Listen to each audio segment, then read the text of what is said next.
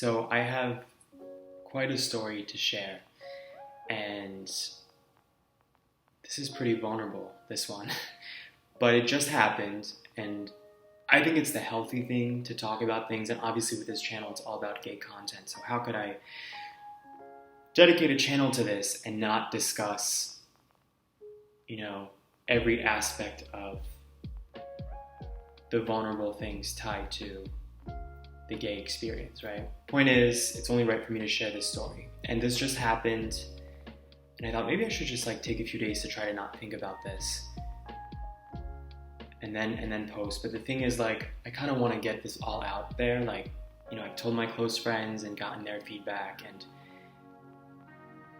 this is something that I think I'm sure there's people who are going to see this who are going to relate to this. For the past 2 months, I have been talking to a guy daily, and some days it was just text messages, but more so than not, it was phone calls, video calls, sometimes hours long, 2 to 3 hour-long conversations for 2 months straight.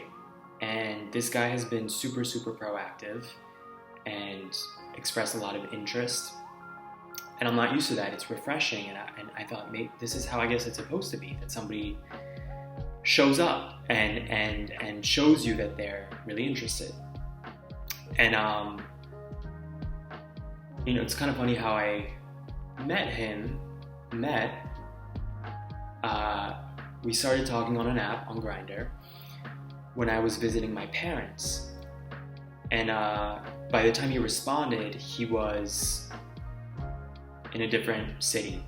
He had been traveling. So just, weird serendipitous moment. We were at the same place at the same time, both traveling. And usually when that happens on any of these apps, right, Tinder, Grindr, whatever it is, you just kind of organically stop talking because you're like, I'm probably never going to see this person. What's the point? But he kept making efforts, and he would call me and all this stuff. So I'm a very reciprocal person, and it's not every day that I encounter somebody who, I'm very attracted to, and who seems to have a lot going on, and who seems to really be a serious person, meaning somebody I can take seriously in a dating context. So he would make all this effort, so then I was reciprocating back, even though in a typical situation, it would just organically fade out and I would be fine with that. And then we've been talking, like I said, for 2 months, so then you build something emotionally, I think, especially when you hear their voice night after night. And he was all about me visiting him. So I finally visited him this past weekend. And I can truly say it was one of the worst weekends of my life. One of the biggest mind fucks I've ever had. And I'm still trying to figure it out. I'm still trying to process it. But basically, as soon as I arrived in his city to visit him, and I had to fly, right? I took a plane, so I had to pay for a plane ticket and everything. He already seemed to be in a crummy mood. The car ride home already felt like a different person than the guy I've been talking to. It felt like a cloud had just suddenly appeared over us. And I couldn't figure out why. And even from that first car ride that was an hour long because there's a lot of traffic, the energy was off, and I already was like, is everything okay? You're acting very distant. You're acting very aloof is the word that I used. And he was like, no, I'm fine. I'm just really tired, and I've been sitting in traffic for so long to come get you. That was the first red flag, because in my mind, I'm thinking, so, I just flew to come see you. I just, paid for a round-trip ticket. That's not nothing, to deal with airports and stuff, to see somebody and to take, this chance that we both wanted to take. But I didn't say anything because when somebody's aggravated, right, there's no reason to pile up onto that. So I just kind of kept it inside, but I'm like, we met halfway. It's not like you picked me up from my home or from my city, and I just had to sit there and wait. So that was the first red flag, and basically that's how the rest of the weekend was. He would get weirdly upset at really silly things that I felt were very small, insignificant things. Like one meal was salad, he had made us salads, and when we were putting the dishes into the dishwasher, he was like, make sure you rinse that first before putting it in the dishwasher. And all that was, since it was salad, it wasn't anything like super greasy or gross. There weren't like patches of, leftovers. It was really just a little bit of dressing was still in my dish. And I said, really? Like, there's just dressing? In my mind, this was just an innocuous remark. And even something like that would just set him off, and he would make me feel like an idiot, like a total imbecile who was born yesterday. He was like, obviously this is what you do. You have to rinse it. Like, what are you talking about? That kind of reaction, and that happened throughout the weekend. But the thing is, I noticed it wasn't just with me. He was like this with total strangers. Not to their face, but, we went walking through the park one day, and somebody ran right by us, and it was a huge path. The person could have just gone around us. But the person made it a point to stay in their own path, even if it meant gliding right by us. And so the guy I'm with, the guy that this is all about, was like, I fucking hate when people do stuff like that. Like, what the fuck is wrong with them? How dumb can you be? And in my mind, I also thought, oh, that's like a little annoying, this guy, who just glided past. But then you move on, you're irritated for half a second, and then you move on to the next thing. And I would notice that he would harp on, or it seemed to me that he would harp on these things that really were very insignificant in the grand scheme of things. But the anger that he had was so weird to me. And I would find myself trying to kind of calm him down. And it seemed like every time I was trying to help or diffuse things, that would set him off even more, because it felt like I wasn't agreeing with him, I guess, or that I was playing devil's advocate.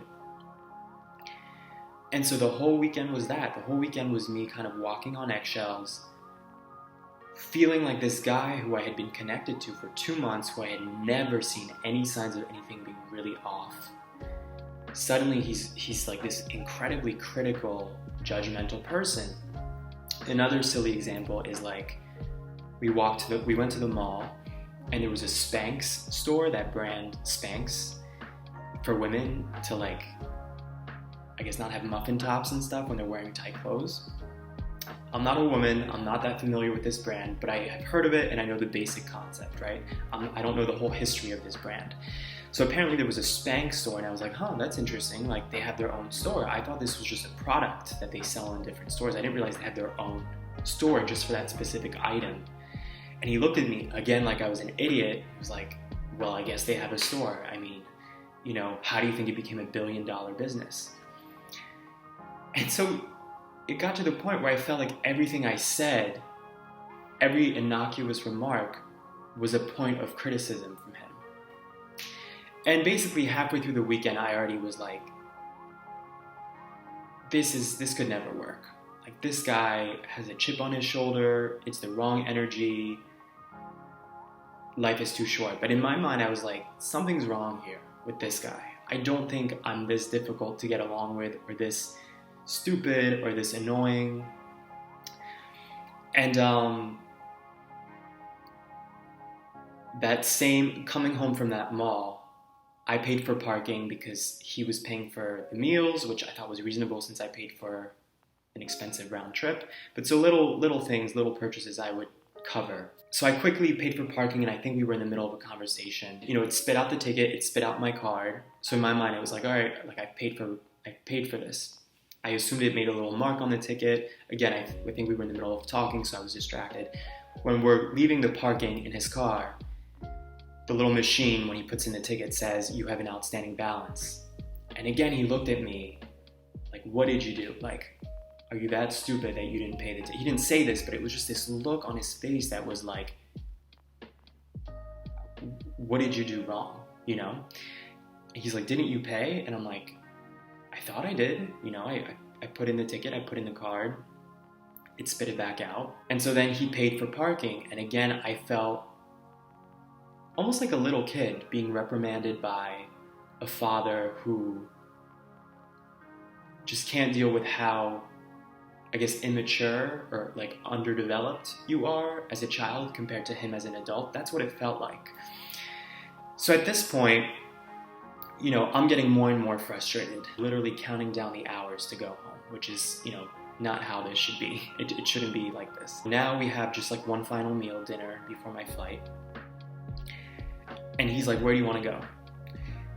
How about we go to this one restaurant that we were going to go to yesterday, but it was too crowded. And I said, deal, sounds good. Let me just call them to make sure there isn't a crazy wait like yesterday. So I called them in the car, and I said, hi, I'm just wondering how long the wait is. They told me it was half an hour. I'm like, okay, thanks. And as soon as the phone call ends, he's like, what just happened to your voice? And I'm like, I don't know what you mean. And he's like, your voice just changed drastically. It got super high and soft. So immediately what that registers for me is, you just sounded really gay. What was up with that? And I haven't mentioned this yet, but this guy's one of the most, if not the most masculine gay guy I've ever met. And he had mentioned earlier that weekend how important masculinity was to him. Which I remember in that moment when he had discussed this, I thought, is he trying to say that that's where the aloofness is, that I'm not as masculine as he thought I would be? So immediately, a million thoughts are going through my head now that he's critiquing my voice. And he was making me feel crazy.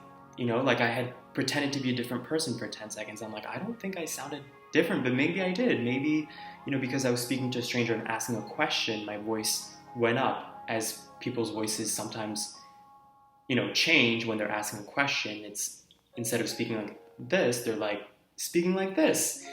I don't know, but he was making me question every single little thing. And now I'm getting like livid inside because I'm like, what is wrong with you that I am in your space for the weekend? I am in your home, your turf. And you feel the need to make me feel inadequate or uncomfortable. And at that point I said, listen, I think we should just skip dinner. I think you should drive me to the airport. I think that might be best. That would have meant me waiting at the airport for,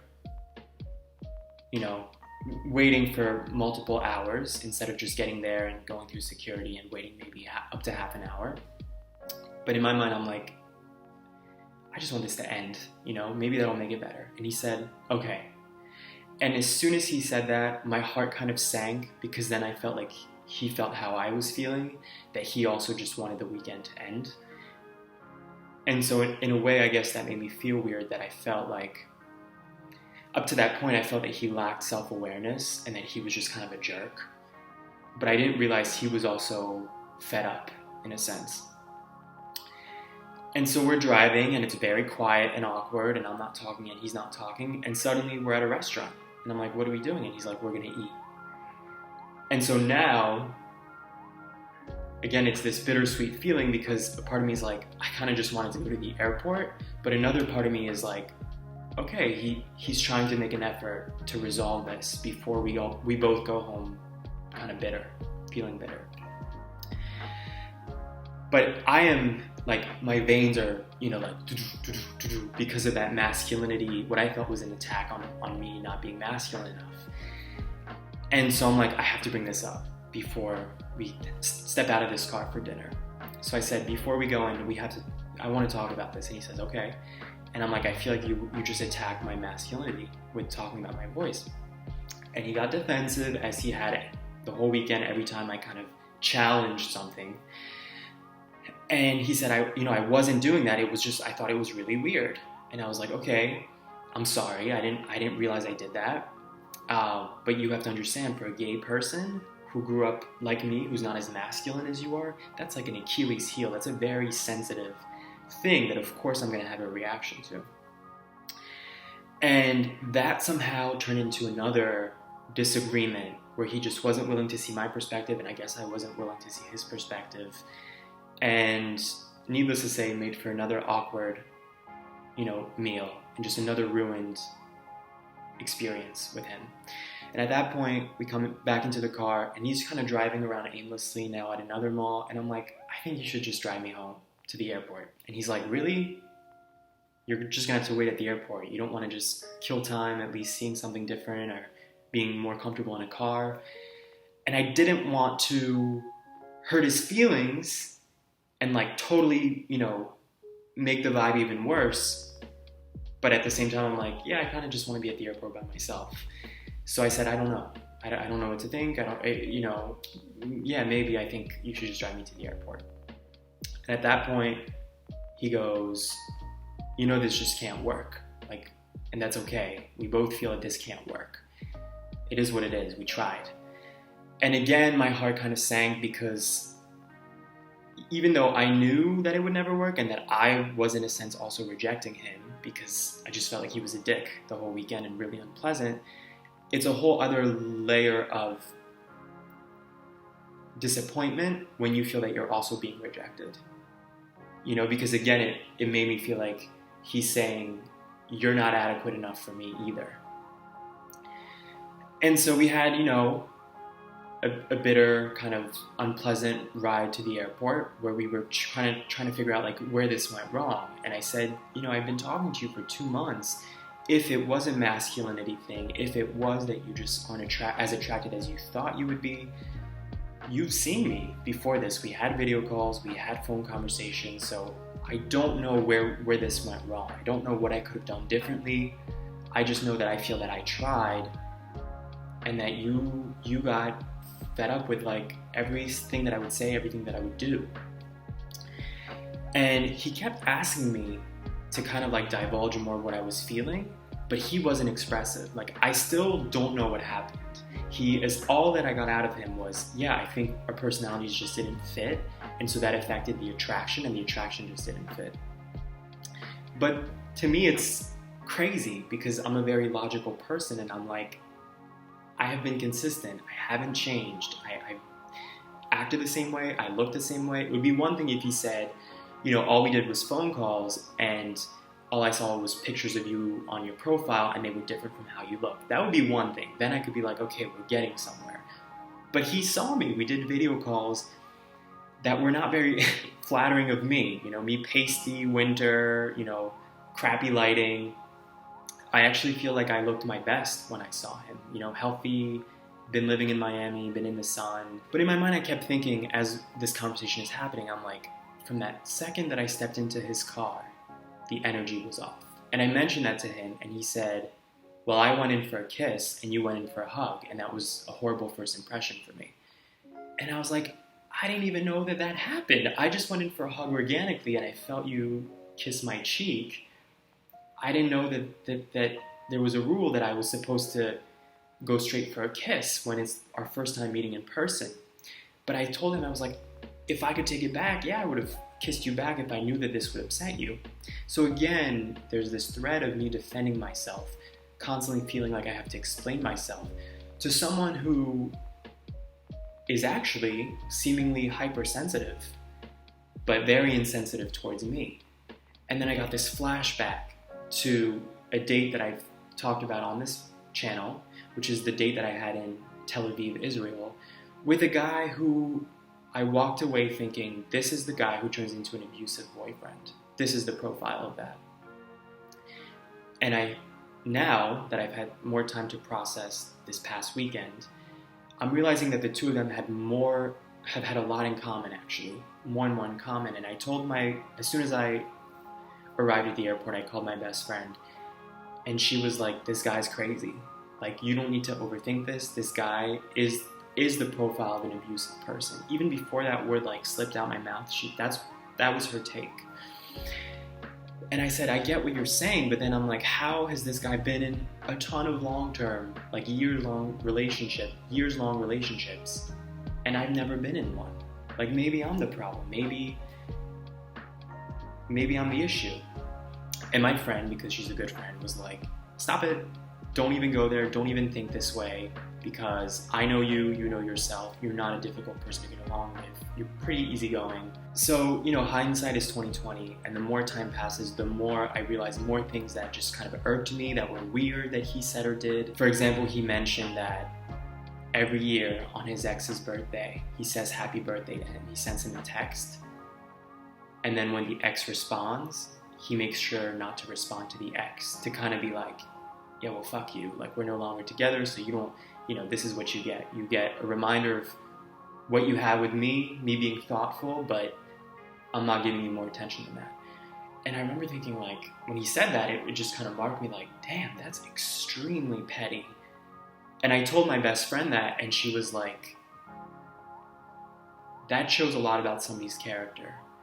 That on the person's birthday, the day that's supposed to be like their day of that year, he wants to make this person feel bad. On the day that's supposed to be their favorite day or their happiest day of that year, a celebratory day, he has no problem. In fact, he relishes in making that person feel bad. And I was like, wow, that's actually really well said and a good point. For me, the final thing that just kind of said a lot was that when I was in the car, about to step out to leave, to fly back home, he tried to go in for a kiss. After all of this, after this weird, tense weekend, after the conversation in that car about how we're both on the same page that this just wouldn't work, and I even told him, I think being with you would kill my spirit. So yeah, we're on the same page. I just am sad that it evolved to this stage. After all of that, you try to go in for a kiss? To me, that's weird. I don't kiss people who the chemistry is ruined with. And it's funny because my two best friends that I told about this last night when I was on my way home, both of them were like, I bet you he's going to reach out, because that's what people like this do. They fuck with your feelings, but then they also feel guilty, and they still want your attention or your validation, even though then they'll still fuck with you.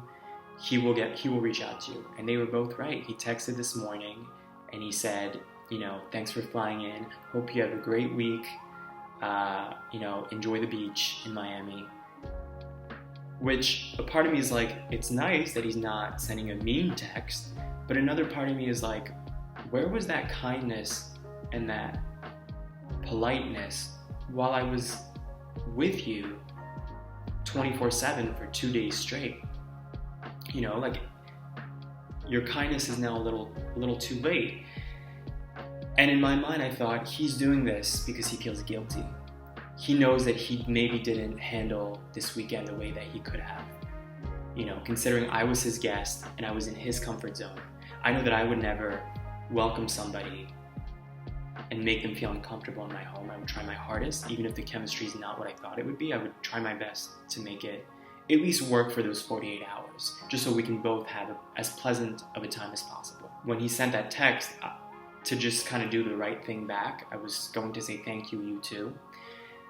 And then I thought, no, he feels guilty, and he wants to feel better about his guilt, so he wants to message me and expect a positive response in return. So I was like, I'm not texting him back. In fact, this is the kind of person I can't get closure from, I can't feel better about.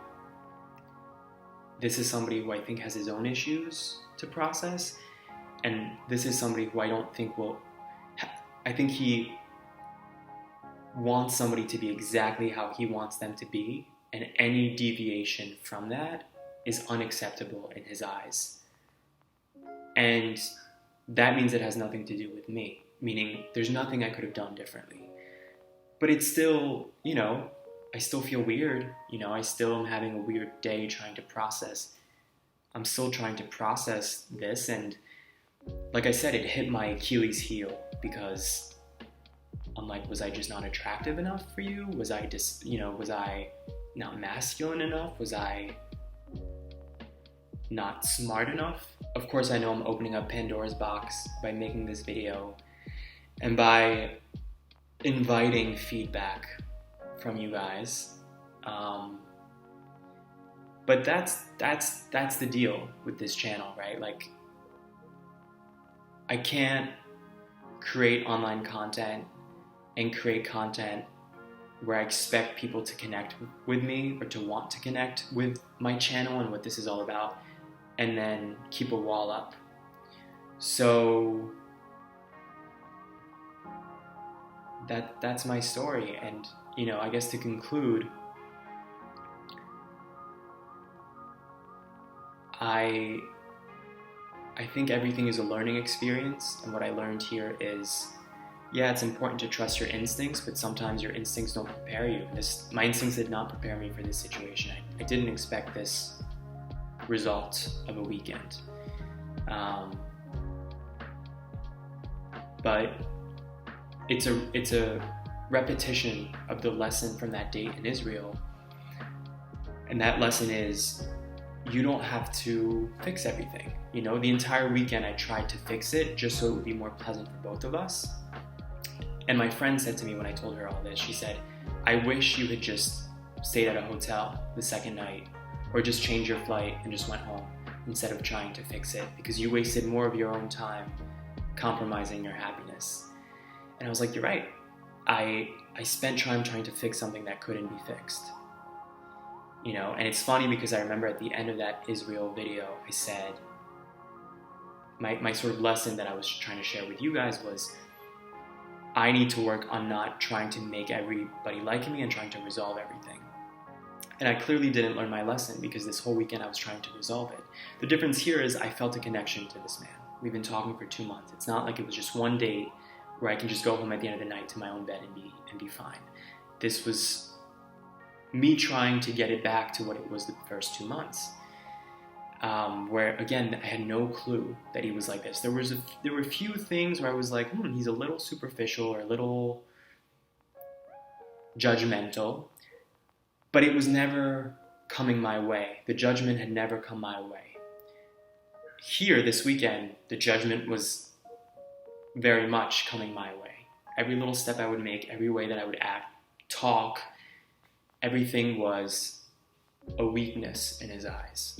Maybe this is somebody who ends up being abusive, and his other relationships, you know, the guys, and before that girls he would date, took them a while to pick up on it. Or maybe he's just evolved to be this way because he's having, like, I don't know, a crisis. I also think spending 48 hours straight with somebody is really intense when you've never met in person. So maybe it allowed both of us to see things in each other that we really didn't feel like tolerating. But what I do know is I don't want to feel this way ever again. And I don't want to be that person who's like, oh, I'm cutting myself off, I don't want to date anymore, blah, blah, blah. But now I get it when people say that. When people kind of become reclusive, I used to think it was always that they're living in their fear. But now I understand that maybe it's just self-protection. You know, you don't like how this makes you feel. And I have learned that nothing is more important than your peace of mind. If that means maybe pumping the brakes and not exposing myself to guys for a while just to feel saner and not question every little thing that I'm doing or how I'm being perceived, maybe that's the healthier outcome, even if it means not taking chances and kind of like putting up a wall for a bit. I hate to say that, but it sounds like the healthier approach, at least for a while. So, that's my story. This was a long-ass video. I can only imagine how many actually were willing to spend the time. This felt like a therapy session. Thanks, guys, for listening. Catch you next time.